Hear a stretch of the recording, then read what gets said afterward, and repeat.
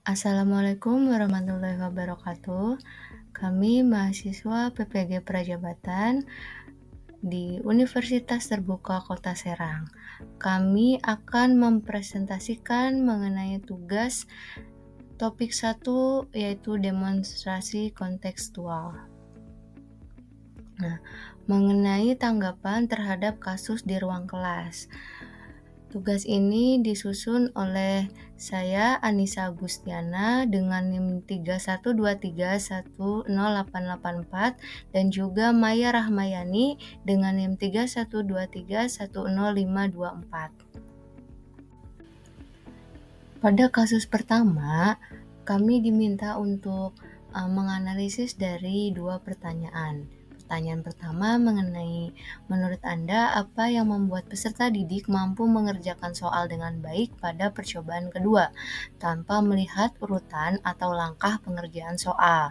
Kemudian, pertanyaan berikutnya mengenai sebagai seorang calon guru dalam kegiatan belajar yang seperti apa metode di atas dapat diterapkan. Elaborasi jawaban Anda dengan menyertakan teori yang berkaitan.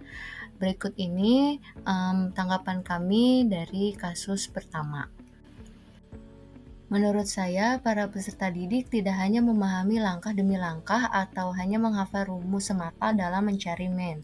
Akan tetapi, mereka telah memahami konsep MEN yang dijelaskan oleh guru, sehingga mereka dapat mengaplikasikannya dalam berbagai soal. Guru telah berhasil dalam menyampaikan materi pembelajaran melalui metode yang tepat, yakni mulai dari pemberian contoh, bagaimana menjawab soal langkah demi langkah, sehingga para peserta didik dapat memahaminya. Selain itu,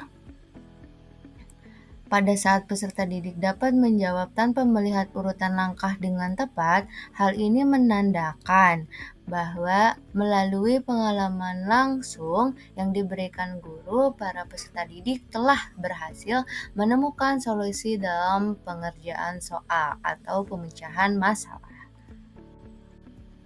Pembelajaran di atas dapat diterapkan karena sesuai dengan teori belajar konstruktivisme, yakni teori yang menempatkan peserta didik sebagai individu yang membangun pemahaman dan memahami informasi secara aktif sepanjang proses pembelajaran.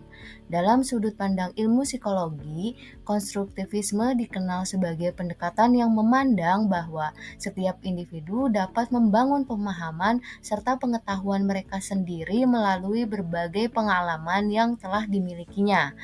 Kaitannya pada kasus di atas adalah ketika guru membuat urutan atau langkah-langkah yang perlu diikuti oleh peserta didik agar dapat mencari nilai rata-rata pada sebuah soal.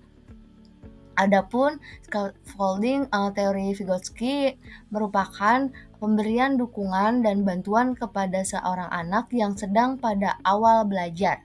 Kemudian sedikit demi sedikit mengurangi dukungan atau bantuan setelah anak mampu untuk memecahkan masalah dari tugas yang dihadapinya. Kaitan pada kasus tersebut ketika guru meminta kepada peserta didik untuk mengerjakan soal setelah guru menerangkan urutan langkah pengerjaannya. Nah, kemudian para peserta didik dapat mengulangi soal yang sama tanpa melihat urutan pengerjaan soal, dan peserta didik mampu mengerjakannya dengan benar. Oke, baik. Dilanjutkan dengan kasus kedua. Menurut Anda, apa yang dapat Rina lakukan untuk membantu peserta didiknya sesuai dengan tahapan perkembangan usia? Untuk membantu anak melakukan pembelajaran seperti matematika atau berhitung, dapat dikondisikan dengan cara menghubungkan alat-alat yang berada di sekitar lingkungan, seperti boneka atau buah-buahan. Kemudian selain itu dapat digunakan juga permainan ular tangga yang mana di setiap dadu yang dilempar dan menjalani permainan tersebut, siswa dapat menghitung dari jumlah dadu yang keluar. Selanjutnya, dapat digunakan juga dengan lagu atau nyanyian tentang berhitung yang dapat membantu siswa untuk menghafal sekaligus belajar. Kemudian menurut saya, dengan beberapa alat peraga tersebut, permainan maupun lagu, itu sudah sesuai dengan tahap perkembangan peserta didik karena dapat menyenangkan dan dapat memenuhi kebutuhan pembelajaran. Kemudian, mengapa Anda menyarankan hal tersebut? Elaborasi jawaban Anda dengan menyertakan teori yang berkaitan. Menurut saya, mengacu pada perkembangan kognitif Biasa, yang mana anak usia dini ini berada pada tahapan praoperasional, yang mana praoperasional ini di usia 2-7 tahun mereka belajar melalui suatu objek karena adanya perbedaan gaya belajar yang mana disesuaikan dengan kondisi lingkungan dan perkembangan setiap tumbuh kembang anak.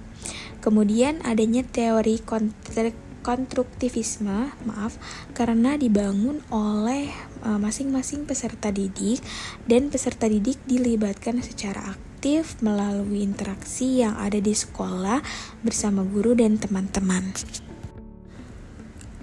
Kemudian dilanjut dengan kasus 3. Menurut saya sudah sesuai dengan mempertimbangkan keputusan tersebut karena di daerah Bali dengan ibu kota itu sudah pasti berbeda. Di Bali tidak banyak gedung-gedung pencakar langit, tetapi di Bali mempunyai khasnya tersendiri, yaitu ada pantai dan makanannya.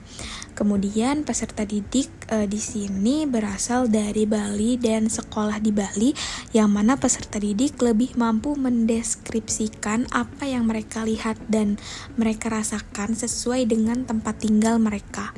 Maka akan mudah bagi mereka untuk mendeskripsikan tentang tugas yang diberikan. Kemudian, prinsip apa yang Made gunakan dalam kasus tersebut? Elaborasikan jawaban Anda dengan menyertakan teori yang berkaitan. Dalam kasus ini, Made menggunakan prinsip student-centered learning karena prinsip tersebut melibatkan siswa secara aktif dalam proses belajar dengan mempertimbangkan latar budaya dan pengalaman peserta didik. Kemudian, teori yang berhubungan dengan kasus ini adalah teori konstruktivisme, yang mana teori ini dibangun secara aktif melalui interaksi lingkungan dan budaya peserta didik. Terima kasih. sekian presentasi dari kami, kurang lebihnya mohon maaf. Wabillahi taufiq wal hidayah. Wassalamualaikum warahmatullahi wabarakatuh.